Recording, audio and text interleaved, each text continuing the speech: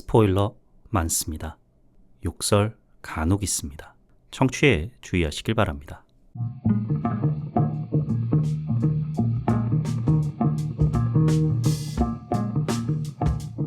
콘텐츠 대홍수 시대.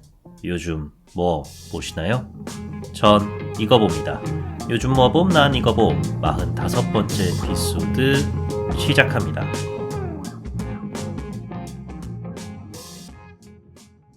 안녕하세요. 요즘 뭐 봄 난 이거 봄 요봄 난 봄 진행자 롤린스입니다. 12월을 맞이해서 굵직굵직한 한국 영화 송강호, 박정민, 장윤주 배우 주연 배구 영화 1승, 곽경택 감독이 제작 발표회에서 밉고 원망스럽다고 밝힌 곽도원 배우 주연의 소방관, 김윤석, 이승기 배우 주연 가족 코미디 대가족, 현빈, 이동욱 배우 등이 출연하는 안중근 의사 관련 영화 하얼빈 등이 개봉 준비를 마치고 홍보에 슬슬 열을 올리고 있는데요. 그중 아무래도 가장 먼저 12월 4일에 개봉하는 1승과 소방관이 홍보에 한창입니다. 소방관 같은 경우는 참 듣자 하니 사실상 곽도원 배우 원톱 영화라고 하던데 홍보에 도저히 나설 수가 없는 입장이니까 곽도원 배우 다음으로 분량이 많은 주원 배우 중심으로 홍보에 나서고 있는 모양새입니다. 그럼에도 불구하고 홍보에 여러모로 제약이 있는 것 같아요. 곽도원 배우 중심으로 극이 진행되다 보니 도저히 곽도원 배우 분량을 줄이고 자시고 할 수 없었다고 합니다. 맛보기 영상 같은 것도 풀고 그래야 하는데 여기도 곽도원, 저기도 곽도원이니까 어쩔 수가 없나 봐요. 1승은 상황이 어떠냐? 문제 일으킨 배우들이 여기는 전혀 없잖아요. 뭐 예전 모 영화 개봉쯤에 돌았던 얘기처럼 송강호 배우가 회식 자리에서 술잔을 연거푸 들이키셨다. 영화가 아쉬우셔서 그랬나? 뭐 이런 얘기들도 없잖아요? 근데 괜히 제 느낌이 좀 쎄합니다. 왜냐면은 맛보기 영상을 풀어도 너무 많이 풀어요. 예고편 한두 편 공개하는 거야 뭐 당연한 거고, 또 요즘 유행인 숏폼 컨텐츠 규격에 맞게 변형해서 이런저런 홍보를 하더라고요. 이것도 마케팅 차원에서는 기민한 대응이니까 칭찬할 만한데, 영화 예고편만 홍보에 활용하면 모르겠는데 영화 속의 몇몇 코믹한 장면들을 홍보용 영상으로 활용을 했더라고요.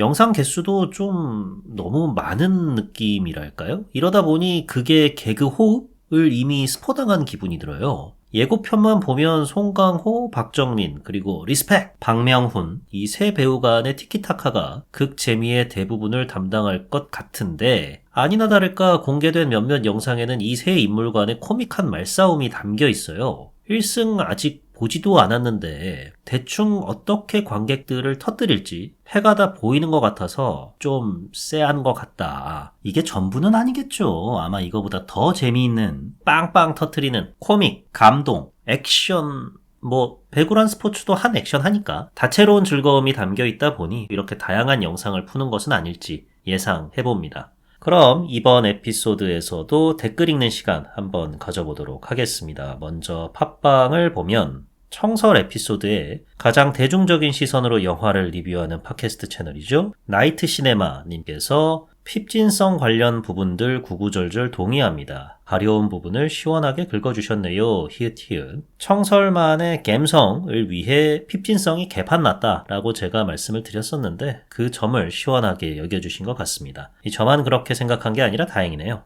그나저나 나이트 시네마님 최근에 채널 개편을 하셨다고 합니다. 나이트 시네마 롱탐, 쇼탐으로 나눠서 진행하시는 걸로 알고 있는데, 롱탐이랑 쇼탐 혹시 스튜디오가 강남의 역삼역 선릉역 쪽이신지 제가 잘못 알았네요. 죄송합니다. 롱탐 쇼탐이 아니고 나이트 시네마 깊은 밤 이른 밤입니다. 오해를 일으켰습니다. 죄송합니다. 반성하는 차원에서 그럼 제가 선릉역 관련 썰 하나 풀고 가겠습니다. 제 얘기는 아니고요. 제가 아는 형의 얘기입니다. 이 새끼 이거 포돌이 안 만나고 싶어가지고 이러는구만. 뭐 이렇게 혓바닥이 길어? 야, 공소시효 아직 안 지났지? 너 이 새끼 딱 걸렸어. 이게 아니고요. 굳이 내 얘기 아닌데 라고 거짓말할 이유도 없는 썰이라서 일단 들어보시면 압니다. 뭐냐면은 왜 한 10여 년 전에 한창 의학 전문 대학원, 치의학 전문 대학원, 미트 디트 열풍 불었을 때 아는 형, 그 형이 그중 뭐였지? 그건 잘 기억이 안 나는데 하나를 보기로 결심을 하고 공부를 시작을 했는데 지금은 어떤지 모르겠는데 그 형 말로는 그때는 미트 디트 관련 학원들이 주로 강남역 부근에 집중적으로 몰려 있었대요. 근데 이 형 집이 강남이랑은 거리가 멀어서 매일 8시 반에 첫 수업이 시작을 하는데 그거 시간 맞추느라고 집에서 막 6시, 5시 반 이럴 때 일어나곤 했답니다. 아니 이럴 바에는 그냥 강남에 오피스텔 원룸 하나 잡고 거기서 통학하는 게 낫겠다 싶어서 학원 건물 주상복합이었는데 1층부터 5층은 학원이고 그 위로는 전부 다 오피스텔 이런 건물들 있잖아요. 거기에 이제 오피스텔 섹션에 방을 하나 잡았답니다. 그렇게 통학을 하게 되는데 얼마나 편해요. 8시 반 첫 수업 맞춰서 한 8시쯤 집 나서서 엘리베이터 버튼 누르고 5분도 아니죠. 딱 학원에 금방 도착하니까. 근데 어느 날 평소처럼 8시에 엘리베이터를 딱 탔는데 웬 아름다운 여성이 방금 씻고 나온 듯한 살짝 젖은 머릿결과 수수한 옷차림으로 엘베이에 타 있더라는 거예요. 야, 이 삭막한 수험생 생활에 한 줄기 빛이 쏟아지는구나. 근데 이제 30초도 안 돼서 자기는 내려야 되니까 이렇게 일장춘몽으로 끝나는구나. 참 아쉽다 싶었는데 그때부터 신의 뜻인지 아침마다 엘리베이터에서 그 여자분을 계속해서 마주쳤다는 거예요. 그래서 이 형이 미트디트 시험을 앞두고 있지만 그래도 이 혈기왕성한 나이에 야 나도 연애는 하고 살아야지 임마 라는 생각에 다음에 또 그 여자분을 만났을 때 용기를 내서 번호를 물었답니다. 저희 그동안 몇 차례 엘리베이터에서 저 보신 적 있죠?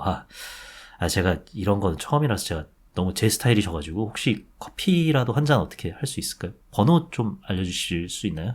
이렇게 얘기를 했대요. 이러니까 그 여자분이 하면서 이 형을 위하 아래로 훑더랍니다. 그러더니 파우치를 막 뒤적이더래요. 올커니 핸드폰 꺼내는구나. 됐어. 한 줄기 빛 내가 잡는구나. 했는데 이분이 웬 명함을 주는데 그 명함에는 키스방. 그렇습니다. 알고 보니 그 학원이 있던 건물은 역삼 선릉 일대에서 암약 중이던 불법 업소였던 거죠. 그 아리따운 여자분은 업소 관계자였던 거고요. 그분 입장에서는 아침 8시가 퇴근 시간인 건데 아는 형의 등원 시간과 겹쳤던 거죠. 그렇게 그 형은 공부에 집중한 끝에 현재 그 땅값 비싼 분당에서 카페를 운영 중입니다. 카페 잘 되더라고요. 예. 언제 또 한번 가서 바닐라 라떼 한 잔 때려야 되는데 형 잘 지내지? 미안해 형 얘기 또 했어. 그 다음 팟빵 댓글로는 지옥2 에피소드에 또 나이트 시네마님께서 남겨주셨네요. 큰 따옴표 맞습니다. 제가 그런 쉐끼입니다. 큰 따옴표 크크크크크 라고 남겨주셨는데 제가 지옥2 별점에 3.0을 남기고 아니 요놈은 아쉬웠던 점에서 이러쿵저러쿵 겁나 씹어대더니 별점은 고만고만하게 주네 라고 여러분들이 화내실 것 같은데 제가 그런 쉐끼입니다 라고 했던 거를 재밌게 들어주신 것 같네요. 앞으로도 소소한 재미 드릴 수 있도록 노력하겠습니다. 그 다음에 유튜브로 넘어와서 아케인 에피소드에 DONGASS4314님께서 말을 너무 잘하시네요. 참 부러운 능력입니다. 라고 남겨주셨습니다. 아유, 가찬이십니다. 이거 다 편집으로 맞든 거 잘라내고 앞뒤 안 맞는 헛소리 다 뗀 결과라 그나마 들으실만하게 뽑힌 거지. 이거 라이브로 하잖아요? 못 들어요. 들으실 수는 있겠다. 대신 제가 실시간으로 나락을 가겠죠. 여튼 그래도 칭찬해 주셔서 감사합니다. 처음 팟캐스트 해볼까라고 나댈 때만 해도 나 말 잘하지. 내가 달변가가 아니면 누가 달변가냐 막 기고만장했었는데 녹음할 때마다 느낍니다. 난 진짜 지읒밥이었구나. 팟캐로 인생 펴보자까지는 오랜 시간이 걸리겠구나. 팟캐스트로 제 인생이 언제쯤 펴질진 모르겠지만 그때까지 동행해 주신다면 영광이 따로 없을 것 같습니다. 다시금 감사의 말씀 드리고요. 또 아케인 에피소드의 SUGHERBEBE 슈거베베 좋은데요? 님께서 말씀하신 부족한 부분을 시즌2로 좀 채워주긴 한 것 같습니다. 근데 당시 부족한 점은 반대로 게임을 하는 사람들 입장에서는 게임에서 좀 채워지는 게 있었음요. 키읔키읔키읔이라고 남겨주셨습니다. 아케인 시즌1에서 서사적으로 구멍이 은근 있다 라고 말씀드렸던 제 리뷰에 이렇게 답을 남겨주셨네요. 며칠 전에 시즌2도 9화까지 다 공개가 됐죠? 하루빨리 아케인 시즌2 달려야 할 것 같습니다. 게임도 해봐야 하나 참 고민이 되는데 제가 사실 게임을 잘 안 해요. 왜냐면은 저도 어렸을 때는 이런저런 게임 많이 했거든요. 친구들과 어울리기 위해서인 것도 있지만 그 자체로도 재미있으니까요. 여전히 제게 있어서 게임은 유희, 즐거움, 쾌락 이런 키워드로 남아있긴 합니다. 근데 게임을 하다 보니까 이게 아니 왜 이 기술 발동 안 되냐고 진짜 내가 먼저 눌렀잖아 이런 개새끼 뭐 이러다 보니까 내가 왜 게임을 하면서 스트레스를 받아야 되지? 이럴 거면 나 안 해 이렇게 돼가지고 게임을 좀 멀리하게 됐습니다. 그래도 가끔씩은 찍먹은 해봅니다. 뭐 GTA가 새로 나왔다더라, 호그와트 레거시가 나왔다더라, 배틀그라운드라는 게 나왔다더라, 뭐 이러면 해보기는 하는데 롤은 엄두조차 좀 못 내겠어요. 왜냐면은 어디까지나 이제 롤알못 입장입니다. 뭐가 되게 복잡해 보이더라고요. 이 캐릭터는 저 캐릭터랑 상극인데 이 기술을 발동하면 그 상극을 몇 초간 없앨 수 있고 대신 이 효과는 저런 상황에선 또 안 되고 뭐 이러해 보여가지고 이건 내가 못하겠다 싶어서 시도조차 안 해봤는데 아케인 시즌2를 보고 나면 드디어 저도 롤의 세계에 페이커교 새 신도로 거듭나게 되는 것인지 일단 보고 나서 생각을 해봐야겠습니다. 댓글 읽어봤는데요. 앞으로도 댓글 많이 남겨주시면 이렇게 소개해드리고 답도 남겨드리도록 하겠습니다. 많이 남겨주시면 정말 감사하겠습니다. 좋아요와 구독도 살짝 부탁드리고요. 그럼 요즘 뭐봄 난 이거 봄 요봄 난봄 45번째 에피소드 글래디에이터 2 시작합니다. 글래디에이터 2는 2000년에 개봉한 글래디에이터의 24년 만에 스핀오프, 프리퀄, 독전 2처럼 미드퀄이 아닌 정식 후속작입니다. 그래서인지 제목도 깔끔하게 그냥 글래디에이터 2. 이건 좋더라고요. 복수의 서막, 핏빛 로마, 공주님은 왜 대장군에게 쌀밥을 주었을까 같은 부제가 없으니까 괜히 속이 후련하더라고요. 왜 속편을 만들게 됐느냐? 일단은 1편이 개봉하고 흥행과 비평 모든 부문에서 어마무시한 성공을 거뒀잖아요. 당시 전 세계 흥행 수익으로 4억 6천만 불을 거뒀고 오스카 시상식에서 작품상과 나무주연상을 비롯해 총 5관왕에 올랐으니까 2001년에 바로 1편 각본가들 데려다가 속편 각본 작업에 들어갔답니다. 그렇게 2004년에 속편 시나리오가 나왔는데 리들리 스콧 감독 말이 각본이 좀 별로였대요. 또 각본 수정에 들어가는데 그 사이에 글래디에이터 저작권을 갖고 있던 드림웍스가 글래디에이터 저작권을 파라마운트에 팔아버리면서 또 표류하게 되고 리들리 스콧 감독은 또 리들리 스콧 감독 나름대로 바쁘고 하다 보니까 지지부진해진 거죠. 그러다가 2018년에 글래디에이터 2 제작이 공식 선언되고 그로부터 6년이 더 흘러서 우리한테 찾아온 겁니다. 그래도 그렇지 어쩌다가 24년이나 걸렸냐. 이에 대해서 스콧 감독이 내놓은 답변 첫마디가 참 인상적인데 바로 야 너네 책 써봤어? 입니다. 이게 얼마나 오랜 시간이 걸리는 작업인데 이 새끼들이 말이야 글이라고는 일기장에 몇 자 끄적어본 게 전부인 놈들이 누구 앞에서 개소리를 씨부리고 있어 라는 뜻이 아무래도 담겨있겠죠? 그러면서 후속편은 위험한 작업이다. 보통 관객들이 속편이 1편보다 별로라 생각할 것이기 때문 그걸 아는 양반이 대체 왜 그래서 스콧 감독과 올더머니, 나폴레옹 등으로 호흡을 맞춰봤던 데이비드 스카파 작가와 테이블에 종이 한 장 덩그라니 놓고 어디서부터 어떻게 이야기를 구상할지 계속 얘기를 주고받았대요. 이 과정이 제일 힘들고 오래 걸렸다는데 그러다가 1편에서 생존한 루실라 공주와 그녀의 아들 이야기를 컨셉으로 잡은 뒤부터 진척이 수월하게 됐답니다.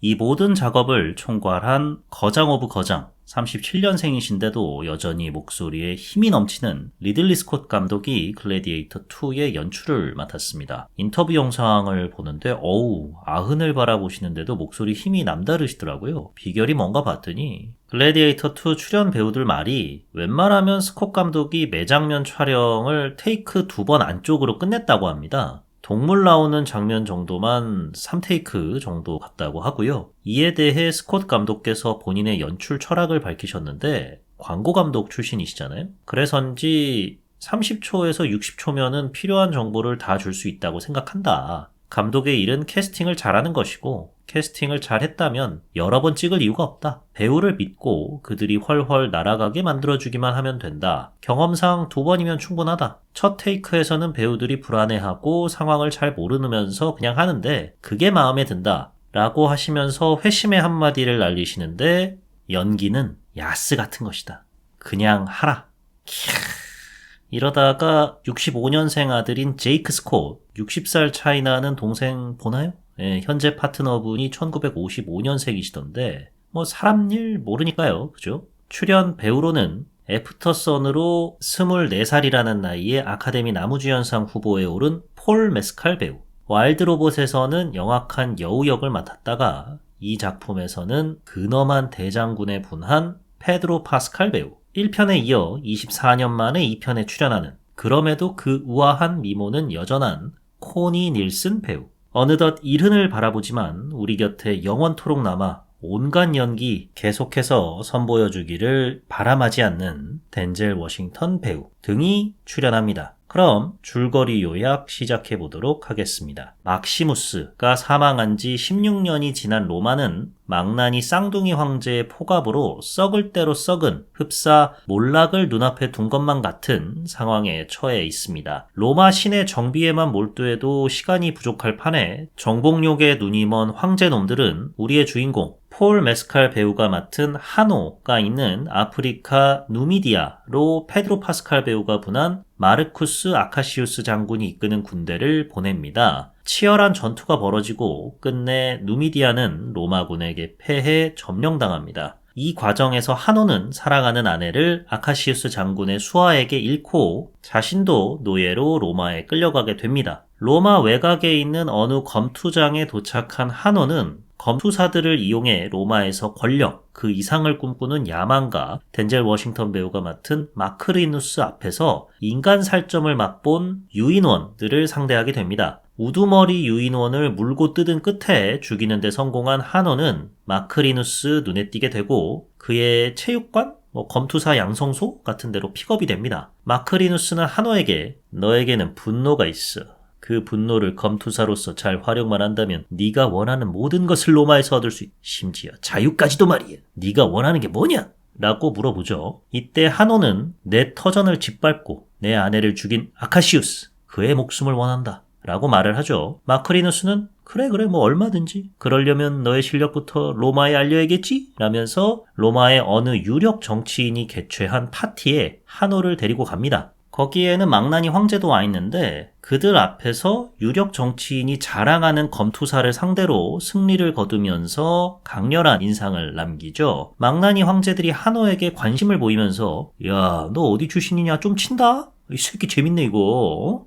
야, 대답 안 해? 하니까 갑자기 하노가 시를 하나 읊기 시작합니다. 이에 마크리누스가 황급히 이 아프리카 출신이라서 우리말을 못합니다.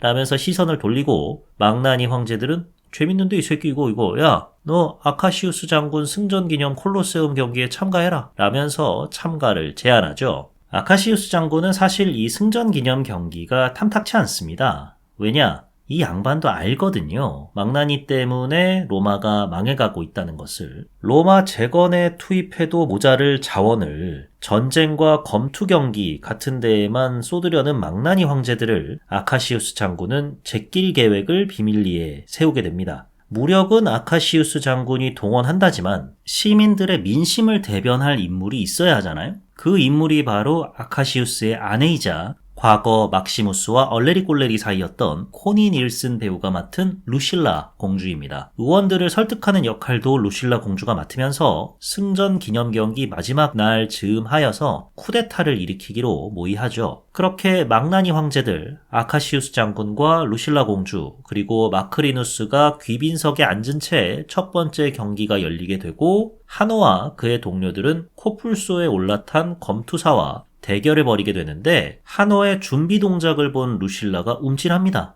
어디서 많이 본 자세인데 16년 전에 날 미치게 만들었던 남자가 떠오르는 건 기분 탓인가? 란 생각에 잠겨있을 즈음 하노가 코뿔소 전사를 물리치고 대중의 환호를 받게 되죠. 황제가 이를 치하하는데 다른 황제가 쟤 누구였지?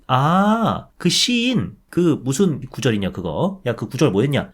그거 여러분 참고로 제가 잘 기억이 안 나가지고요. 그 시구가 그냥 우리나라 시조 하나 가져왔습니다. 예를 들어서 야 그 시 구절 그거 뭐였냐? 그 뭐였지? 이 몸이 죽고 죽어 100번 고쳐 죽어 라고 황제가 읊기 시작하니까 백골이 진토되어 넋이라도 있고 없고 를 읊조리며 충격에 휩싸인 루실라의 표정을 마크리누스가 포착하게 되는 데 과연 루실라는 왜 충격에 휩싸인 이 부분은 이미 예고편에서 공개된 내용이라 그렇습니다. 한호는 1편에서 루실라의 아들로 나왔던 루시우스입니다. 루시우스는 알고 보니 막시무스와 루실라 사이의 아들이었던 거고요. 그렇다면 루시우스는 어쩌다가 머나먼 아프리카 땅까지 가게 된 걸까요? 오랜만에 본 친모를 루시우스는 바로 알아봤을까요? 마크리누스는 이를 대강 눈치챈 것 같은데 어떤 계략을 세우게 될까요? 결국 아카시우스 장군과 루시우스의 영혼의 맞다이를 성사시킬까요? 지금 극장에서 확인해 보시기 바랍니다. 글래디에이터 2를 보고 제가 느꼈던 좋았던 점과 아쉬웠던 점에 대해서 말씀드려 보도록 하겠습니다. 먼저 좋았던 점.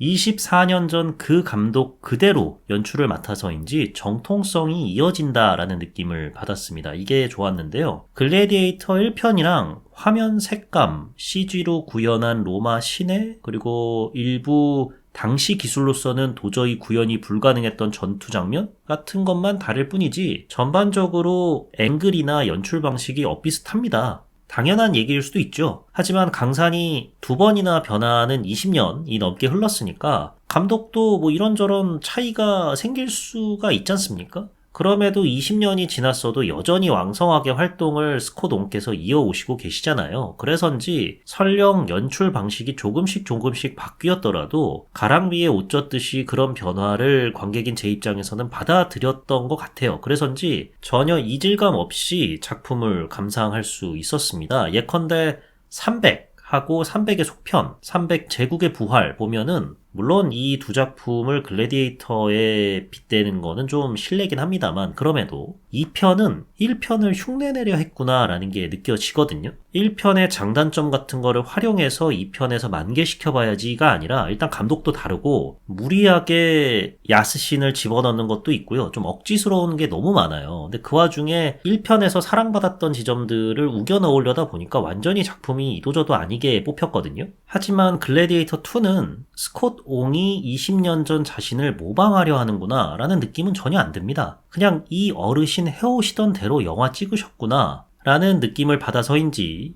20년이 지난 후에 나온 속편이지만 언급했듯이 이질감이 전혀 안 들었습니다. 그 다음에 좋았던 점은 이거는 글래디에이터 2를 보신 모든 관객분들이 심지어 아예 재미없었어요, 별로예요 라고 하시는 분들도 이 점은 꼭 훌륭하다, 인정한다 라고 하시는 것 같은데 바로 극장에서만 느낄 수 있는 웅장한 화면입니다. 제작비가 매체에 따라 그 추정치가 약간은 차이가 있는데 적게 잡으면 2천억 원대 초반, 많게 잡으면 3천억 원까지 올라가더라고요. 이 제작비가 여실히 느껴집니다. 오프닝 해상 전투 때부터 그냥 관객들 기강 잡고 시작해요. 그리고 전투 장면이 연이어서 이런저런 곳에서 벌어지는데 박력도 넘치고요. 흥분의 도가니로 관객들을 몰아넣습니다. 사실상 내가 앉아있는 그 극장이 콜로세움이 되는 거죠. 근데 이러한 화면을 집에 있는 TV 혹은 스마트폰으로 본다. 안 되죠. 극장의 존재 이유를 설파하는 화면이 연이어서 펼쳐지는데 그런 식으로 관람을 하는 건 이 작품에 대한 예의가 아니다라는 생각을 하게 되더라고요. 이처럼 한시도 눈을 뗄 수 없는 화면으로 2시간 반이 꽉꽉꽉 채워져 있는데 단순히 규모로만 2시간 반을 채워놓은 것이 아니라 관객들도 웅장한 화면만 비춰준다고 해서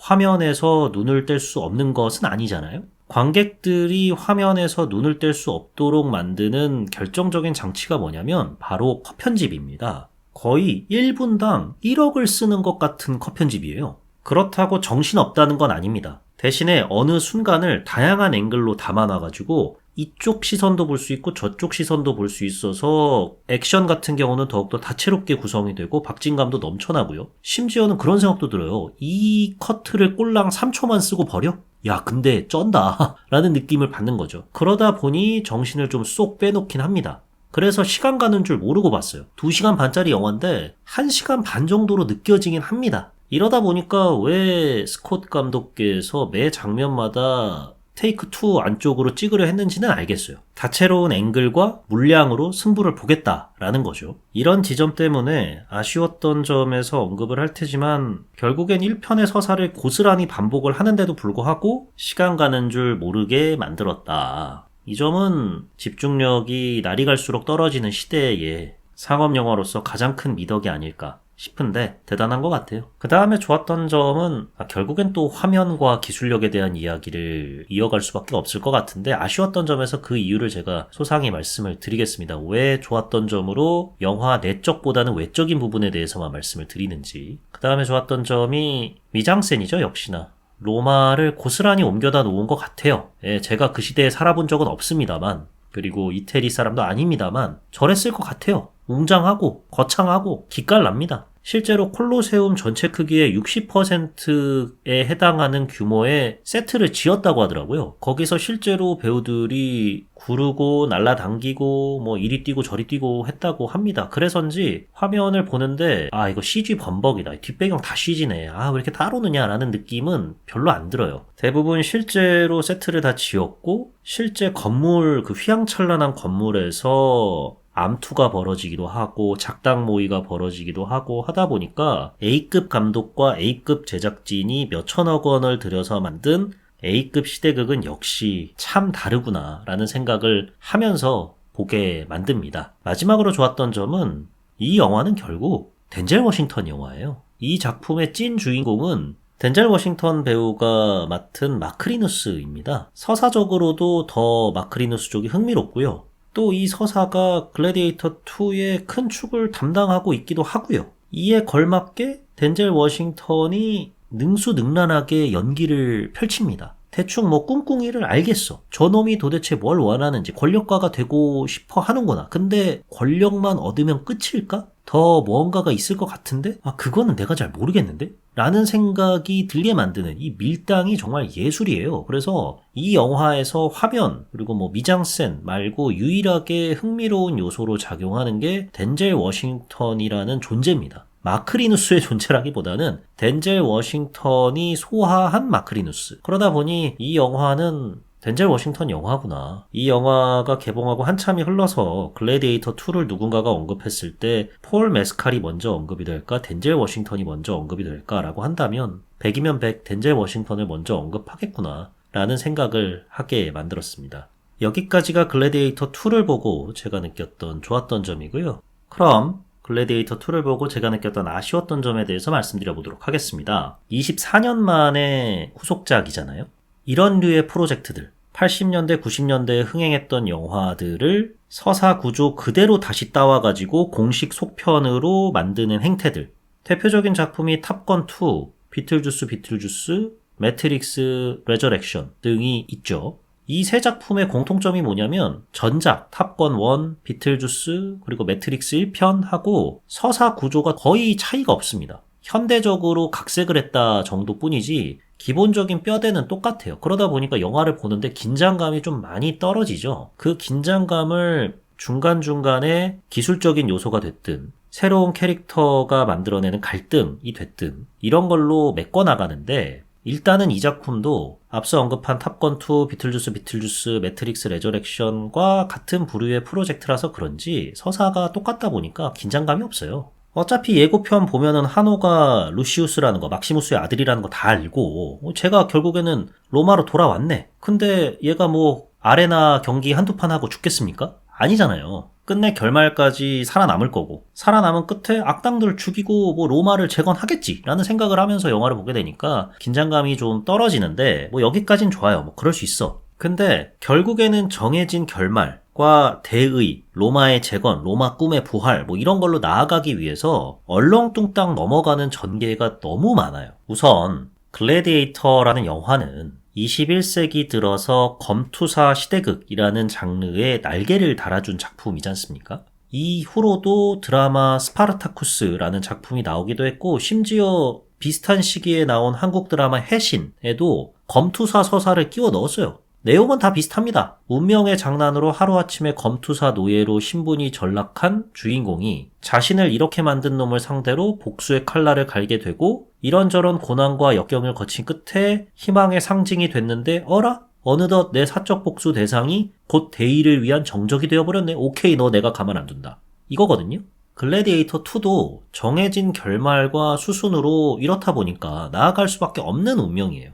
관객들도 다 압니다. 어떻게 귀결될지. 그러면 이러한 운명에도 불구하고 2편이 나올 수밖에 없는 서사적인 명분을 과정으로 메꿔야 해요. 속편 찍는 이유야 결국엔 돈 때문인데 뭐 다 알겠어. 그래도 적어도 표면적으로는 서사적인 명분 정도는 갖춰야 되잖아요. 설마 리들리 스콧 감독이 왜 속편 만드셨습니까? 아 요즘 뭐 되는 것도 없고 그냥 옛날에 잘 나갔던 거 우라카이 해가지고 여러분들 지갑에서 삥이나 뜯으려고 만들었습니다. 왜요? 이러진 않을 거잖아요. 근데 이미 1편이라는 존재에서부터 문제가 시작돼요. 글래디에이터 이미 1편에서 깔끔하게 끝났어요, 영화가. 속편을 뭐 암시하면서 끝낸 작품이 아니란 말이죠. 그러니까 억지로 루시우스가 막시무스의 아들이다라는 장치로 연장을 시도한 거죠. 일단 첫 단추부터 이거 좀 익숙한데?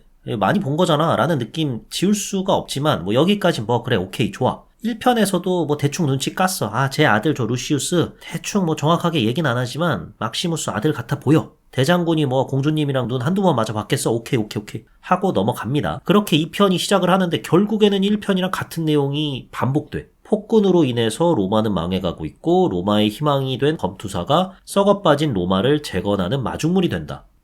이것도 너무 익숙한데 오케이 뭐 좋아 장르적 문법이니까 오케이 넘어가 어차피 이렇게 될 거 알았어. 그리고 뭐 역사적으로도 쌍둥이 형제가 망난이었다고 하니까 그리고 지들끼리 지지고 볶고 했다니까 뭐 좋아 그럼 결말에 다다르기까지 뭐야 루시우스가 살아있었네? 그럼 얘가 다시 로마의 희망이 되어야겠지? 라는 2편 제작의 서사적인 명분 그 과정이 곧 핵심인데 정해진 결말로 끼워 맞춰야 하다 보니까 후반부로 갈수록 급전개, 급전환, 급급급 이게 결국에는 얼렁뚱땅 넘어가는 전개를 계속해서 유발시키는 장치로 쓰이게 되는 거죠. 우선 루실라 당신이 알던 루시우스는 죽었다. 난 한우다. 라고 말할 때는 언제고 루실라가 송민호의 겁이라도 틀어줬는지 갑자기 아버지 날 보고 있다면 정답을 알려줘 시전해가지고 루실라랑 사이가 돈독해지질 않나. 그리고 어머니랑 진짜 십수년이 걸려서 재회를 한 거잖아요. 서사적으로 매우 중요한 순간이죠. 근데 여러모로 힘이 너무 안 들어가 있어요. 앞서서 휘황찬란한 미장센을 보여주느라 뭐 콜로세움 세트 짓고 로마 시내 구현하느라 돈을 다 갖다 썼는지 중요한 장면인데 그림이 일단 좀 후져요. 뭐 현실적이긴 합디다. 검투사라고 해봤자 결국 노예인데 휘황찬란한 곳에서 눈물의 포옹을 하진 않을 테니까 세트적인 측면은 이해를 하겠어요. 근데 연출적으로도 좀 스코동이 야 어차피 관객들은 검투사 쌈박질하는 거 더 좋아해 넘어가 하신 거는 아닐지라는 생각이 들 정도로 감정적 임팩트도 약할 뿐더러 감정의 변환이 너무 급작스럽다. 사실 루실라가 처음 한호를 봤을 때 어머 저 검투사는? 설마 루시우스? 하는 것도 좀 뭐 진짜 나은 사람만 알 수 있는 점이나 흉터 같은 신체적인 특징으로 제가 내 아들 아닌가? 라고 생각하는 거면 모르겠는데 시합 전 준비 자세랑 시 구절 읊는 걸로 막시무스 보고 있나요? 우리 아들이 이렇게 장성해서 로마에 당신이 서 있던 곳에 이거는 좀 성의가 없잖아요. 근데 이제 뒤이어 언급한 것들에 비하면 이 정도는 양반입니다. 꽤 많은데 루시우스가 어떻게 검투사 노예 집단의 우두머리가 되었는가 설명이 거의 없어요. 루시우스가 처음 검투사 훈련소 왔을 때 동료 검투사들이 몽키 이터라면서 수군거리고 원숭이 소리 내면서 루시우스를 조롱하잖아요. 저는 그때 당연히 서열 정리하는 장면이 나올 줄 알았어요. 다 때려 부수고 덤비는 놈 뚝까 패고 나한테 먹히고 싶지 않으면 다 닥쳐. 이러면서 한번 상황을 싹 다 정리할 줄 알았어요. 그 과정에서 결국 마크리누스가 아끼는 검투사 몇 명을 죽이고 이를 전해들은 마크리누스가 속으로는 역시 내가 물건을 데려왔구만 하는데 겉으로는 야 너 때문에 손해가 극심해. 손해 메꿔야겠지? 그렇다면 내가 시키는 대로 해. 뭐 이런 전개가 진행될 거라고 봤는데 없어요. 1편에서도 비슷한 상황이 있죠. 막시무스고 나발이고 검투사들이 말을 안 듣다가 한두 놈 절단나고 그 와중에 막시무스와 막시무스의 말을 듣는 애들이 자꾸 살아남으니까 저 사람 말대로 하면 우리 살겠다 해가지고 뭔가 일사천리로 일이 착착착 진행되고 그래서 결국 승리를 거머줘서 리더십 해가지고 검투사들이 점점 따르게 되는 이런 내용이 있잖아요. 하다못해 어벤져스에서도 뉴욕에 캡틴 아메리카가 나타나가지고 경찰들한테 막 이렇게 저렇게 지시하잖아요. 이러니까 경찰서장 같은 사람이 아니 당신이 뭔데 우리 부하 직원들한테 일해라 절해라 하는 거야? 라고 하자마자 외계인들이 그들을 공격하러 들죠. 그러니까 캡틴이 외계인들 상대로 호이짜 하니까 곧바로 캡틴 말을 경찰서장이 듣는 좀 코믹하게 그려낸 장면이 있잖아요. 글래디에이터 2에는 이런 것도 없어요. 근데 그냥 검투사들이 알아서 루시우스를 따르고 모십니다. 강한 자가 살아남는 게 아니라 살아남는 자가 강한 거다라는 표어가 지배하는 검투사 바닥이라지만 그래도 이건 좀 여기까지는 약과였고 이 모든 걸 뛰어넘는 가장 큰 구멍 급전개 급전환의 환장의 콜라보 루시우스 대 아카시우스 결투 장면 로마에 아카시우스 모가지 따라와 수다 라고 구구절절 말하다가 아카시우스가 네 얘기 다 들었다. 그리고 너의 아버지를 위해 난 내 목숨도 바칠 준비가 되어 있다. 이 말에 루시우스가 아카시우스를 안 죽이잖아요.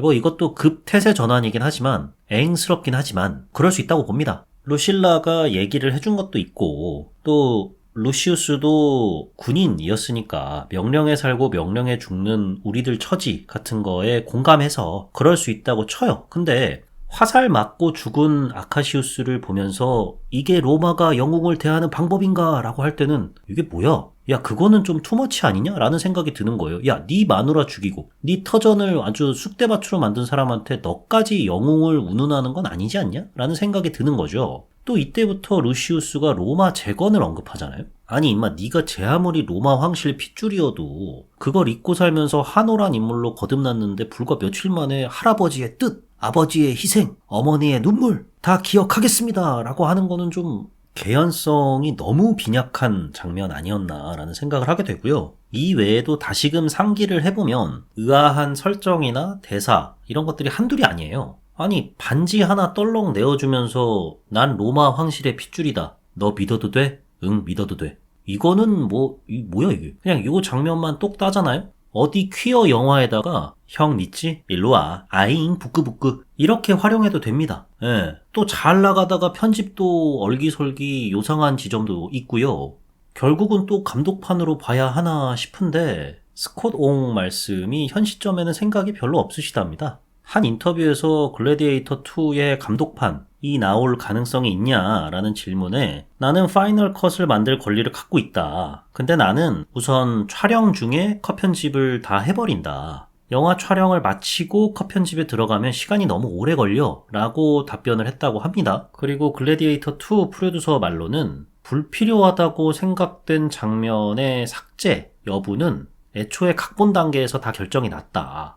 우리는 지금 현재 이 극작에 걸린 완성판에 자신감이 있고 현 시점에서는 다른 버전의 출시를 원하지 않는다라고 했답니다. 아니 근데 이 영감님도 참 이게 한두 번이어야지. 나폴레옹도 얼마 전에 애플 TV인가에 기존 극장판에서 50분 정도 추가된 3시간 반짜리 감독판이 나왔어요. 하루가 다르게 변모하는 영화판에서 살아남은 자다운 장사 수완인 건지 근데 이쯤 되니까 참 너무하시다는 생각이 듭니다. 그 다음에 아쉬웠던 지점은 주인공 얘기를 안 할래 안 할 수 없을 것 같은데 폴 메스칼 배우 그 배우의 연기가 너무나도 뛰어나면 대체 불가능한 배우라는 수식어를 쓰지 않습니까? 근데 폴 메스칼 배우는 글래디에이터 2에 한해서는 대체 가능한 배우인 것 같아요. 이런저런 작품으로 한창 할리우드에서 주목받기 시작한 남자 배우라는 점에서 글래디에이터 1 때 러셀 크로우랑 커리어 상황은 비슷합니다. 글래디에이터로 러셀 크로우는 오스카 나무주연상을 비롯해서 커리어 전성기를 열어 젖혔고 글래디에이터는 불멸의 작품으로 남게 됐으니까 폴 메스칼 배우에게 막중한 부담감이 당연히 있을 수밖에는 없죠. 그래서 러셀 크로우 배우와 비교를 피할 수는 없지만 저는 애초부터 러셀 크로우를 넘는 거는 불가능하고 그 포스와 위력에 맞닿는 것도 어려울 거다라고 생각을 하고 영화를 봤어요.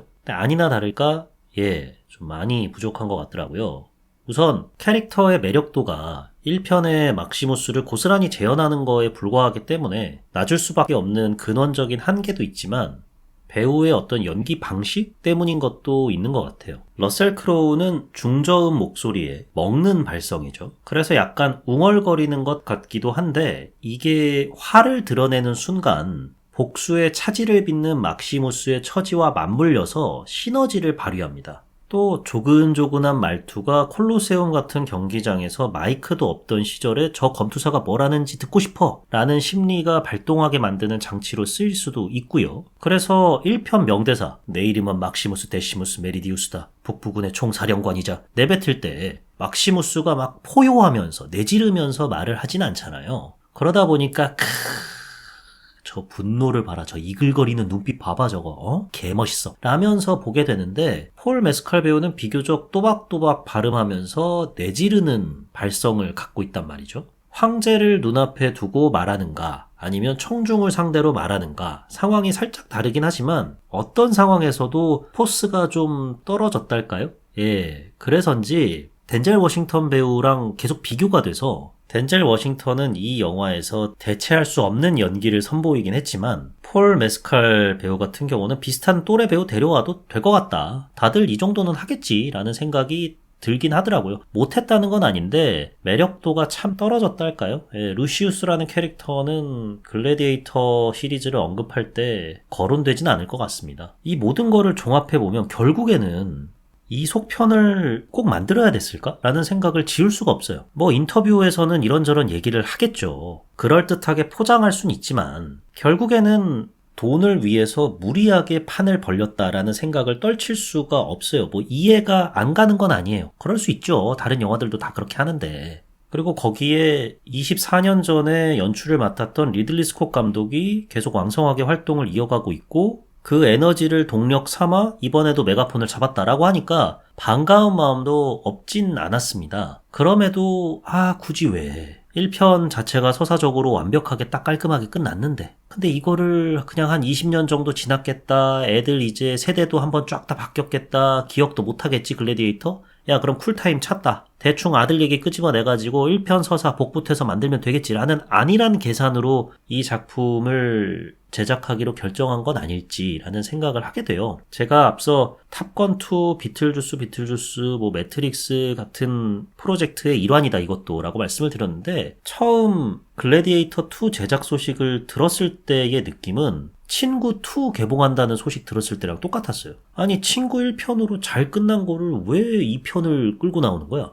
그래가지고 또 봤더니 아니 이럴 거면은 왜 만들었지라는 생각이 드는 거죠. 아니 물론 친구2 또 매트릭스 뇌저렉션이죠. 글래디에이터 2가 그 영화과는 아닙니다. 볼만해요. 깔끔해요. 나쁘지 않아요. 근데 뭐 굳이 분류하면 탑건 2 쪽이긴 한데 아니 그래도 그냥 글래디에이터는 글래디에이터로 놔두는 게 낫지 않았을까라는 씁쓸함을 뒤로 한 채 극장 밖을 나섰던 것 같습니다.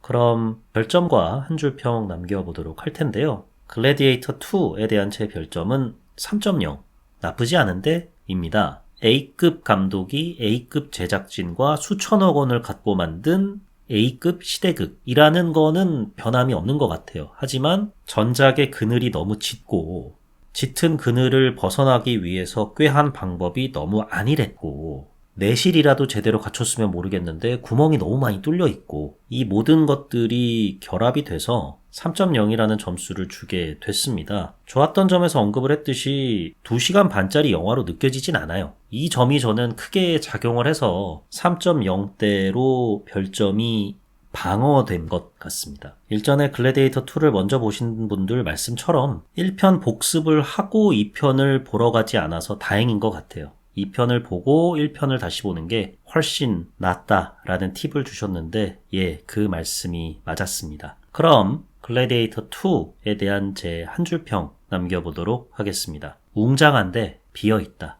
콜로세움처럼 입니다. 콜로세움이 겉은 막 웅장하잖아요. 근데 속은 안에가 텅 비어있잖아요. 딱 그런 느낌이었습니다. 이 작품 보는데. 다음 에피소드에서는 송승헌, 조여정, 박지연 배우 주연의 히든 페이스를 다뤄보도록 하겠습니다. 박지연 배우의 노출 장면을 두고서 여러 얘기가 쏟아지고 있죠. 영화를 봤는데 김대우 감독은 노출 장면을 과시적으로 소모적으로 쓰지 않았는데 홍보팀은 박지연 배우의 노출 장면을 지나치게 소모적으로 활용하고 있는 것은 아닌지 씁쓸한 마음을 금할 길이 없는 것 같습니다. 자세한 얘기는 다음 에피소드에서 나눠보도록 하겠고요. 여기까지가 요즘 뭐 봄, 난 이거 봄 45번째 에피소드 글래디에이터 2였습니다. 지금까지 저는 진행자 롤린스였고요. 들어주셔서 대단히 감사합니다.